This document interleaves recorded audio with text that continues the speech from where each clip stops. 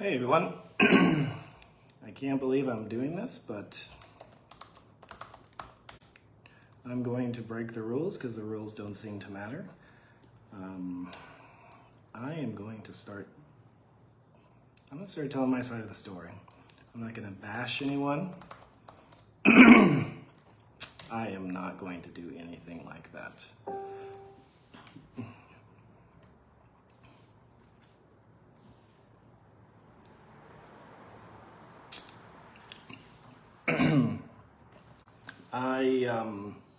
I said I was sick yesterday. I wasn't sick yesterday. I was in a bad mood. I was depressed because my reputation, my life is being destroyed by my ex-wife. And she's making a lot of money, somewhere in the neighborhood of $2 million over the last year, crafting a story about how I'm a horrible human being. And my mental health is really suffering because I know it's not true, and I cannot defend myself without it being used against me. But at this point, it's gone too far. It's been nearly 2 years of me, a year and a half of me just minding my own business, just trying to do what's best for my daughters, protect my daughters. And now it's all across the internet that I'm this horrible human. So rather than try to bash the other individual, my ex-wife, Cora Biddy, I am going to simply say, I'm going to simply tell my story about how awesome of a husband I was. So this is not going to be any sort of drama fest. This is just me defending my character. And every single day, somebody's doing something to try to destroy my life based off of things that she said that just simply are not true. I've won everything she said. I have won in court fully. And it just continues for profiteering and to make money. That's all this is about. It's just, let's make some money. Let's capitalize on another person's misfortune who happens to be the father of her children, and let's make as much money as humanly possible. I, on the other hand, have actively not participated in this at all because this is what's best for my kids. But now it's to a point now where I can't look at myself in the mirror because I can't defend myself, and it's just it's frustrating. Many of you have been watching my page, and you can see the kind of person I am. You can see who I am as a man, who I was as a husband, those of you that have been following our story for the last 5 years, and who I am as a father. So rather than bash any individual, I am going to simply talk about myself. So, yeah. Those of you guys don't want to hear it, don't listen. This is me telling how much I love and sacrificed for another human, and refusing to participate in all the profiteering that's going on. So here it goes. Many of you guys know my backstory. I'm a small town Eastern Oregon kid, grew up 19 years old, barely literate, read at a 6th grade level. I only got in college because my college coach pulled a favor to get me in, and I was in on a kind of a special circumstances kind of situation.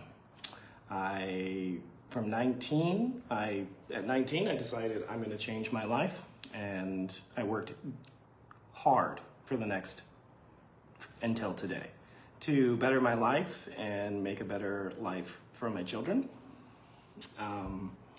And that is all being destroyed so that money can be made.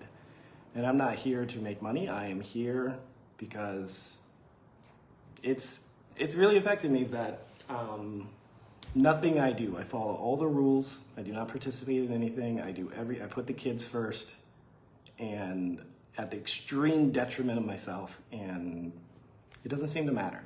So here it is, me telling what kind of husband I was. So, like I was saying, at 19, I couldn't read. By the time I was 28 years old, I had taught 60 continuing education seminars. I had co-created I'm tired. I'm barely sleeping. I created a soft tissue technique for cutaneous nerves. I've invented 2 treatment techniques that have continuing education courses that I teach called the neurocentric approach, which is actually an entire system that I co-created with my mentor that we teach. So I worked really hard to get to China. I worked really hard to work at the Olympic Training Center. I was there for about 3 months. You gotta understand, getting recruited for this job was very prestigious. There was over 300 applicants. They didn't find anybody that was actually qualified, so they called me because it was a very pivotal role in that particular company.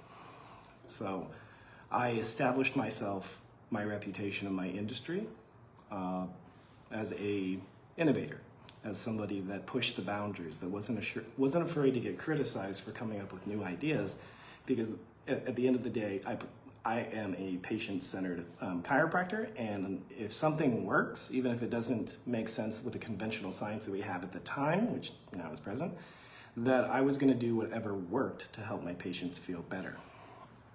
So, anyways, so I was in China for about 3 months, and that's when I met Cora, and I'm violating court orders talking about this, but it doesn't seem to matter.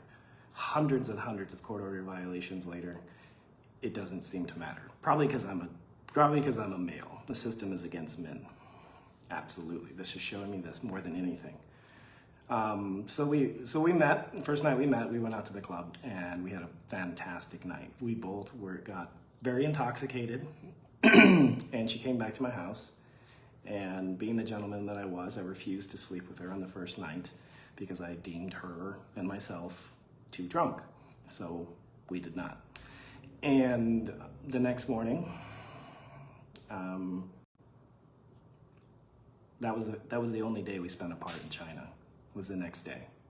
From the following day on, we spent every single day, all day together, except for when I was at work or she was at work. I fell in love with her very quickly. Within probably 3 weeks, I knew that this was the person I was gonna marry. And that's not something that, I took lightly at the time, or I still don't take lightly now. And I'm so frustrated I even have to talk about this, but at the end of the day, you gotta defend your livelihood. So, our relationship was perfect in China, to be honest with you. She treated me with respect.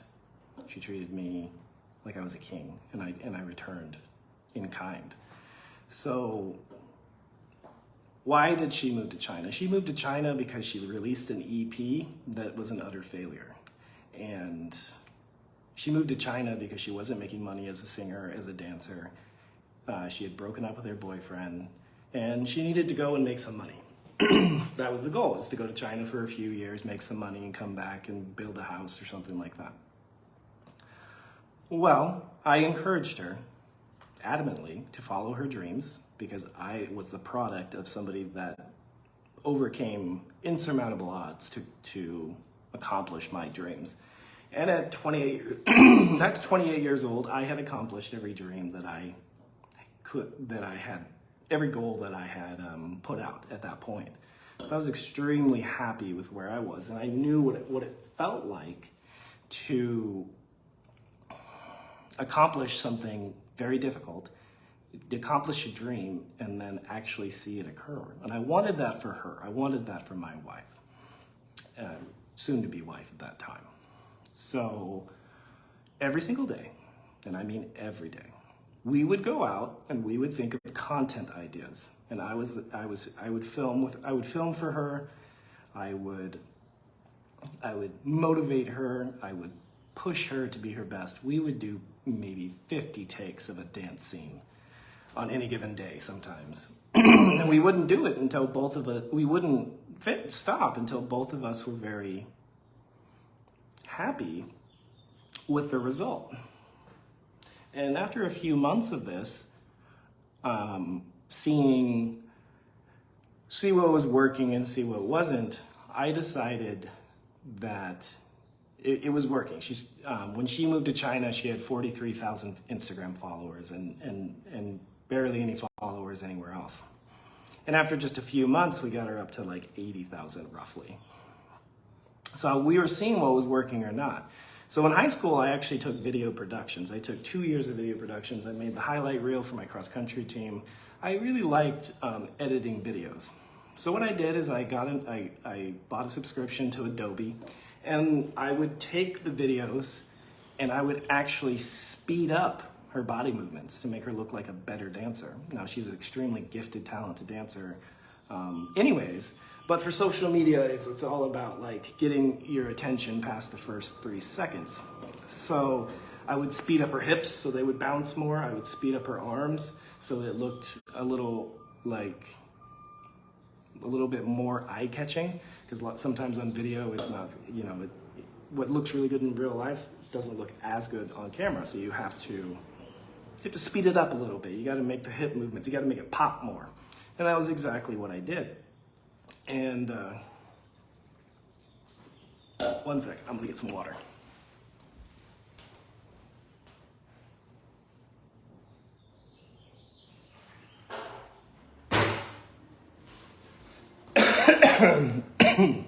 This is very difficult for me to talk about because I just simply want to move on with my life and raise my daughters in peace and tranquility. But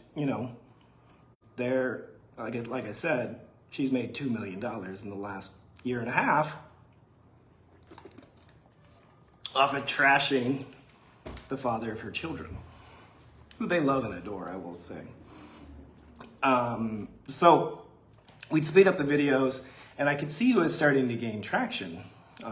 People like the story, country hick, Nigerian princess. That was really sticky as well. So after about, I would say, this was probably about June, I proposed to her on the Bund. And I asked her to quit her job, where she was making around, I can't remember the exact number, it was like $2,500 or $3,000 a month, which she had to pay 20% of that to her brother-in-law to pay for for getting her the job, basically. That being said, she actually, on her paperwork, lied to the Chinese government and said that she was an American from Salt Lake City. But she was not. Anyways, I didn't care about that. So I proposed to her, and I asked her to quit her job because we needed to be able to spend more time on creating content. Because at this point, I was absolutely head over heels in love with her. And I'm a strategist, I'm a thinker,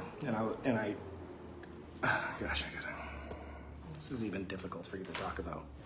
So I come to the conclusion that I was making pretty good money then, about 10 grand a month, which was tax-free money. I didn't have to pay taxes on it. So I said, well, I can just pay all our bills. You should just quit your job and we'll just make content all day. And that's what she did. She quit her job. She still had to pay 20% of her income, or I don't remember the exact percentage, something like that, to her brother-in-law. So then I paid off her brother-in-law the rest of the balance due, because she still had like 8 more months of work or something like that. It was a pretty significant, it was like, I don't know, it was like $7,000 or $8,000 or something. So I paid him so that she didn't have any obligation to him, and she could just create content all day. And that's what we did. I was only working maybe 4 hours a day, because I only had a select group of athletes that I was working with. They wouldn't actually let an athlete work with me unless they were top 3 in the country, which I didn't really agree with, but it is what it is. So yeah, she quit her job, and we started making content every day, and it really, at that point, they really started to blow up. They really did. She really was starting to get like really happy, and anytime, I remember giving her pep talks until 2 or 3 in the morning when I had to work at 8 about we can do this, like, just like this we can do this. We can really make this work. We can really like make you into like a Beyonce of Africa. All we need is like strategy. And so then we started talking about going back to the States. And originally my plan was actually to move to Central Oregon, Bend, Oregon. It's kind of a mountainous, beautiful wonderland, which is more my ideal living. I love mountains more than the ocean. But I told her, I was like, in the entertainment industry, there's only two options of places to live to really make your dreams in this particular entertainment industry even possible. It was Los Angeles or New York City. But she didn't want to deal with the snow, so we moved to Los Angeles, which is probably the better choice anyways, because this is where Hollywood is, this is where all the music studios are, and that sort of thing. So, made a plan to move to Hollywood. We went and did the traditional wedding, and then I moved to Los Angeles, here, where we are now, not knowing a soul. I didn't know anyone from LA. I'd only been to the outskirts of LA once or twice. So I moved here, and I remember it being a very sad, lonely time, because I just came off of like this crazy experience living in China and then living in Nigeria and just all these culturally interesting times. And I had spent a lot of the money that we had made on doing like going eating at awesome places and traveling and paying for the wedding, paying for her brother. So I spent a lot of my money preparing, and then it was like $10,000 for the immigration to immigrate her here. So by the time I got to LA, I really only had like maybe $10,000 to my name. So while I was trying to build my first business, which was a failure, mind you, I was living in hostels. So I remember staying in this particular hostel that was like $30 a night. It was a room with bunk beds, 3 bunks on each side. So I was staying with 6 men, and it was quite obvious that some of them were drug dealers, some of them were like down on their luck, down on their times, and it was, it was kind of like, in my mind, it was like, okay, now I'm backsliding in life a little bit. I just came off of living in a penthouse in one of the most beautiful areas in China, in Shanghai, in Jing'an, near a temple. And now I'm living in a hostel with drug dealers to pursue my wife's dreams. That's why we moved here. We moved to LA for her dreams. And I was fully on board with it, And it definitely worked. I did everything in my power to never let her give up on her dreams. She tried to give up on several instances. I remember several times throughout the marriage, she was so frustrated with not making money that she'd want to drive for Uber, or she'd want to go work at a clothing store or be a waitress. And I would just say, no, that's going to distract you from your dream. And so getting a job that pays minimum wage is just going to take up your time, and it's not like our bills are not paid. So why would we decrease the amount of time that you have to work on your craft? So I always adamantly said, don't get a job. Like, I pay all the bills.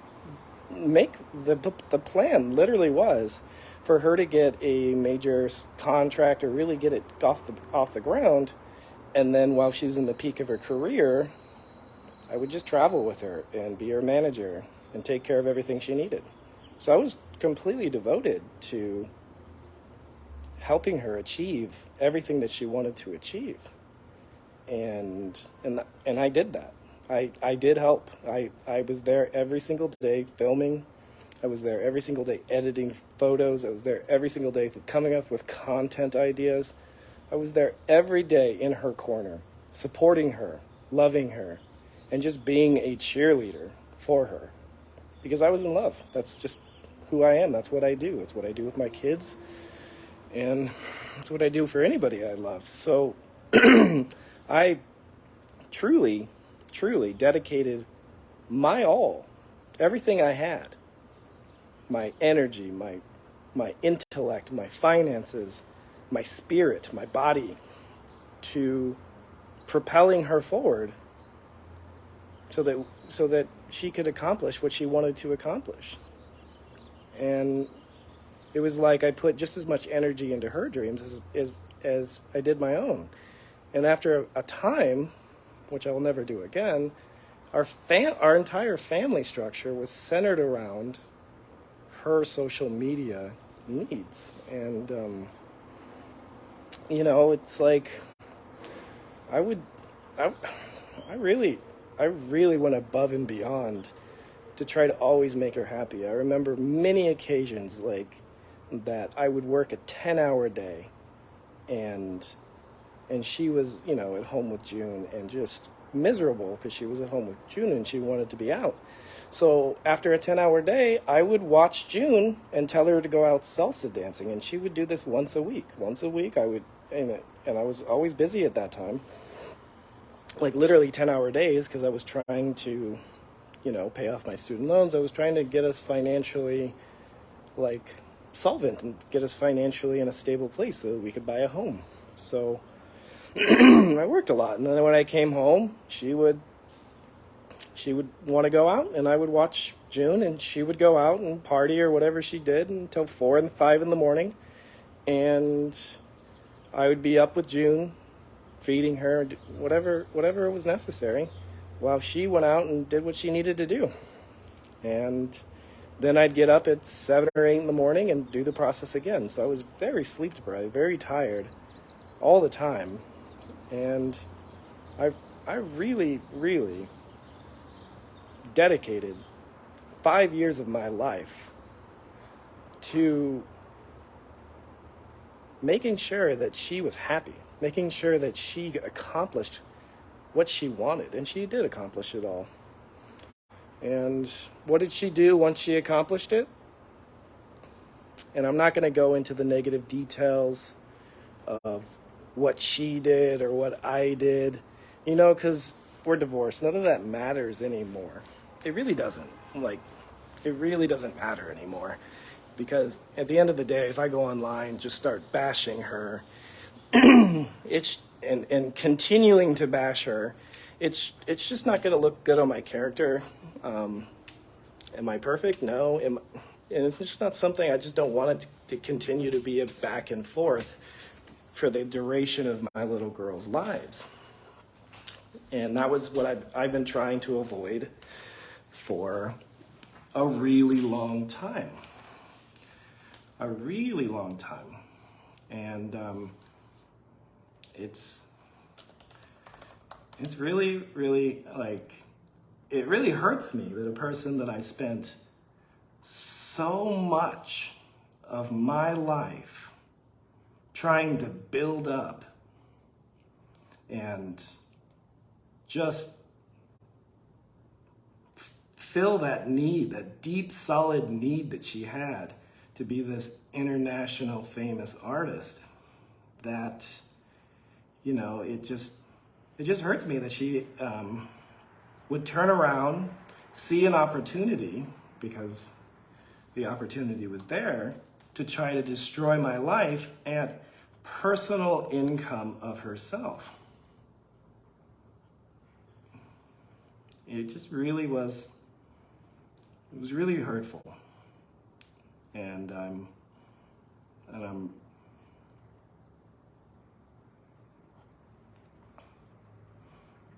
I want to show you guys something here. I need to.